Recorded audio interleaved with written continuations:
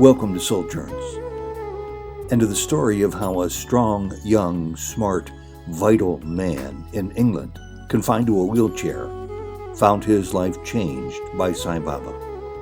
We did some tests and they said you've got this type of muscular dystrophy, so your muscles are gradually going to waste away and you'll end up in a wheelchair at some point. There's no real treatment or cure for it, or nothing they can do. I went to see Sai Baba to have him cure me, and I went there and there was a chain of events that happened that basically led to me falling over in front of the Western canteen. And I was fuming because I was thinking, I've come here for Sai Baba to help me or to cure me, and this is what he's doing. Mm-hmm. It was then at this point, while visiting Sai Baba, that a stranger stepped forward and told Sanjay Vaja of a book which immediately altered his life.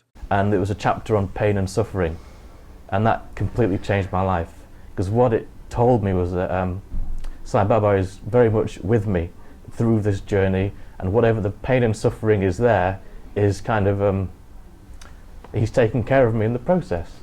It just gave me the sort of belief that he's actually here with me and I don't have to worry. Yeah. And that that's when the whole thing about you're not the body came in. And Sanjay's big lesson after coming through so much in life? What I've learned is that, or it seems to be, is that we talk about good and bad, and there is no good and bad. There just is. Stuff happens, and it's how we deal with it that matters. And as we find out, Sanjay Vaja's spiritual lessons are our own spiritual lessons. This Souljourns interview was recorded near Manchester, England, in May 2016. I guess the first thing happened when we went there was that I didn't know anything about who Sai Baba was, and I was on this plane with Mum and Dad going over to meet him, and we go to the main Kulvant hall. We're sitting there in darshan, and you know how Swami sends different people to come and talk to you and introduce you to things. So I sat next to all these people that were telling me, oh, when he comes out, you know, this Sai Baba character is God. And I was thinking, okay, something's not quite right here.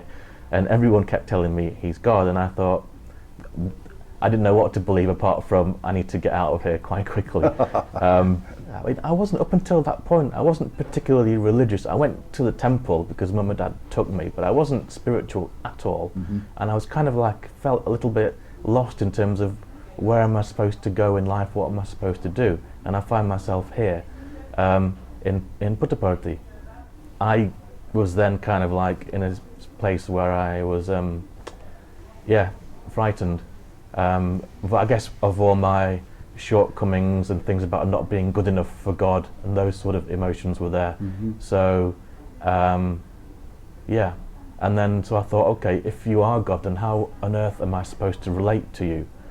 And I can't remember if it was while I was in Puttaparthi or as soon as we came back home, but that was one of the first dreams that I had, where Sai Baba came to me in my dream.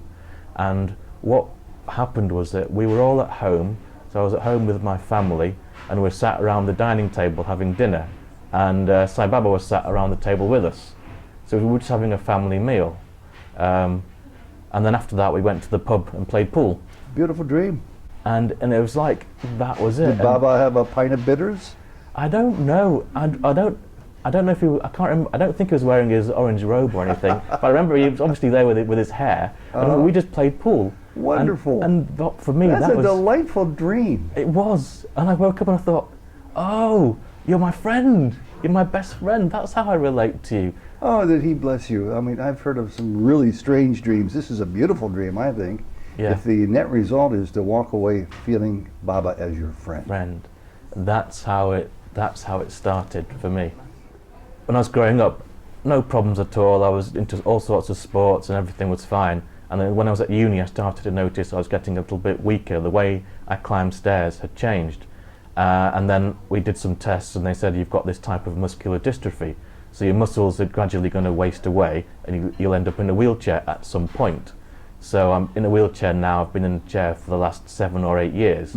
So it's been it's a degenerative condition. And there's no real treatment or cure for it, or nothing they can do. And that degeneration continues to this day or not? Yes, it does continue. But again, there are different... I remember, again, going back to I went to see Sai Baba to have him cure me.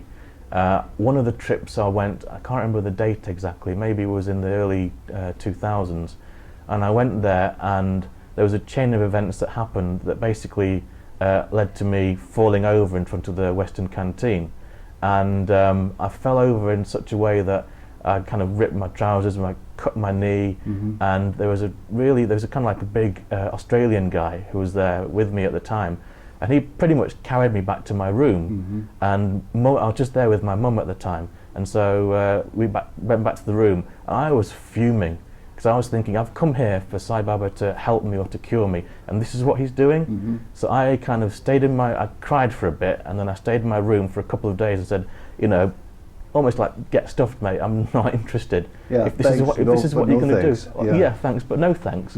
So, and I just stayed in my room. I said, I'm not coming for your bhajans, I don't want your darshan, I'm not going to pray to you, nothing, I'm done with this, I want to go home now, if this is what you're going to do to me. And so I sat there for a while, and then eventually I thought, this isn't really helping anything. So I kind of crawled out of my room again, and I went for darshan, and this same Australian guy came up to me, and he said, I was reading this book, and I opened it on this chapter, and I just had this feeling that it was for you. And it was Pathways to God by Jonathan Roof, and it was a chapter on pain and suffering, and that completely changed my life, because what it told me was that Sai Baba is very much with me through this journey, and whatever the pain and suffering is there is kind of he's taking care of me in the process. And Wow. And then there was this thing about, is it footsteps in the sand? That the sort of someone gave me that as well, and it just gave me the sort of belief that he's actually here with me, and I don't have to worry. And that that's when the whole thing about you're not the body came in. Well, that's And one of the greatest fortunes, I would say, of anybody's life, to come to that understanding. Yeah. So I could see Sai Baba going around and materializing vibhuti, but every time he did that, I would never be able to see it in a direct line. So I kind of thought, I said to myself, right, if you really are God, then I want to be able to see you materialize this vibhuti, so I know that it's not a trick and it's not coming from your sleeves or any of that kind of stuff. And as soon as I had that thought, I think the next couple of days I saw it 3 times. Wherever I was sitting, people would just move out of the way, and I had a direct line of sight to see it happen, and I just thought, wow. And then the next thought that hit me was, he really might be God. And that's when I got the first feeling that I had was fear. I was frightened because I didn't know who God was, what God was, how I was supposed to be around God. Can I just say a couple of things you mentioned about the physical side as well? Of course. How Sai Baba helped me. Again, when I was in India, I went for some Ayurvedic treatment in Puttaparthi, and I was staying in this Ayurvedic place just near the ashram. I was going there for Dr. Rao's? Dr. Rao's place. Oh yes, I've been there many times. Yeah. Down on the way to the airport or beyond the bus station. Just near the bus station, yeah. And had this dream, and again it's kind of part of the best friend kind of thing as well. And Sai Baba and I were in a nightclub, right? It was quite dark. First a pub and now a nightclub. Well, this is the Sai Baba. This is my Swami, if you like. So we were. This is my Swami too. Exactly, yeah. So we were in a nightclub, and it was dark, and he had his hands, one hand in the middle of my back, halfway up, and one hand at the bottom of my back, and it looked like he was giving me some healing on my back. And I was kind of like in a lot of agony in the dream. And then I woke up and I thought, something's going to happen today. That might not be so good. And the next thought I had was, don't be negative. So I just put it out of my mind.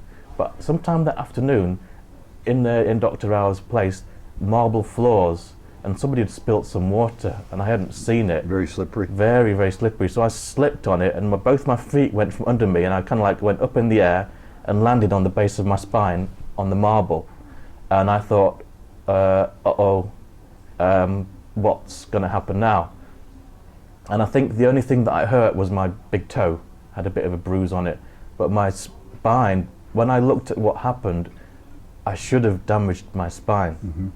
And so again, what that showed me was that I don't know what I'm here to do. I haven't worked that out yet, but I just need to carry on, and whatever is going to happen is going to happen, but Swami's with me, and he can't stop certain things from happening, but he can help me through it. Yeah. So he protected my back in that incident, but he didn't stop the incident from happening.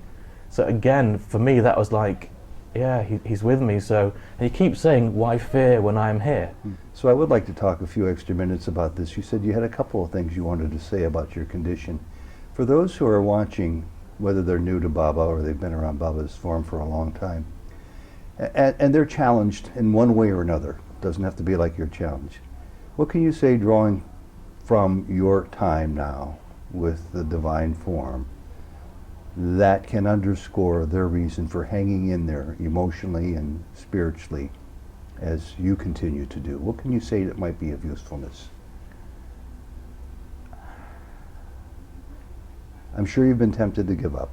You've talked about how frustrated you were a couple of times. Yeah.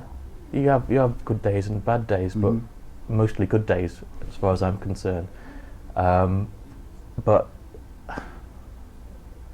for me, it's a case of even little things like a number of people that have said to me, pray to Sai Baba to cure you, pray to Sai Baba to cure you. And I'm thinking I'm thinking, my relationship with Swami is, well, he knows what's best for me. If I pray for something, is that what's right for me? I don't know what my role is, but one thing that I have realized is that my condition has helped me grow so close to Swami, and kind of made me realize what's important, and to try and just be the best me that I can, and he'll take care of the rest. It's helped me to realize that the present moment is the most important moment, and that I don't know what tomorrow's going to bring. I don't know what muscle might stop working tomorrow and what I won't be able to do. So whatever I can do today, I will do today. Wherever I can help, I will help today. And it's given me that, people sometimes say, oh, you're this and you're that, and you're always so cheerful despite what's happening. And I'm thinking, well, that's what life is about. And I think it was at the weekend I saw Dana Gillespie, and she said to me, Swami told her, she was asking Swami, what's the point of all this life stuff? And Swami told her 5 words: play the game, be happy. That's it. And for me, that sums it all up. And I don't know what my role is or what people get from it, but one thing that I seem to be picking up is that the more that I'm out and about, the more that I talk to people, people seem to get something from it, from my experience. And if it helps them, great. Again, something happened a little bit later on. Again, when the condition that I've got is called limb girdle muscular dystrophy type 2B, and the thing that hit me when I got that diagnosis, that came about only about 6-7 years ago actually, is about it's the 2B bit. It's like so who are you going to be? Yeah. And Baba's got obviously 2 B's in it as well, so it's like, and to be or not to be. To be or not to be, exactly. So it's a case of like, well, this is what it is, so what are you going to do with your life? What are you going to be? And I kind of thought, it's about, for me, it's about sort of, a lot of it is about surrendering, because there's so many things that I can't do and there are things that I can do, and surrendering everything to Swami and sort of saying, okay, what do you want me to do? How do you want me to go through this? How do you want me to help? And then yeah, I'm just trying to see, again, people say, oh, you're wheelchair bound, and I'm thinking, no, the freedom that this chair gives me is enormous. Yeah. And it's like I can get out there, and I can, one of my friends, the first time I went out for a pizza with a friend when I got my chair, she was like, my old Sanjay is back, the sparkle is back, and the chair brought that back to me.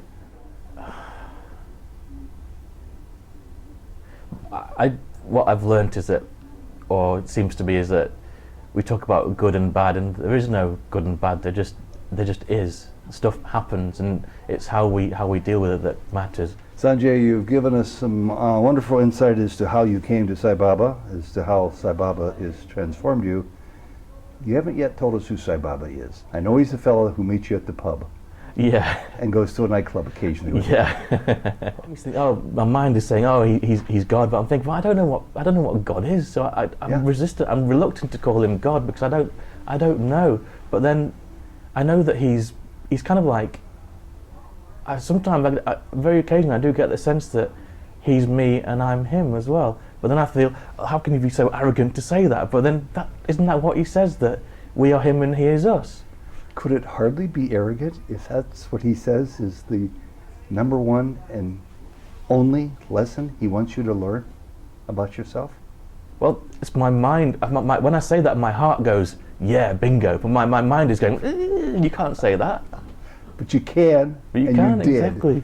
And I'm glad you did. Thank God you. bless you. Thank you very much. Jai Sai Ram. Jai And Sai Ram. hope to cross paths with you again. In fact, I know we will. I look forward to it. Thank you. Ted.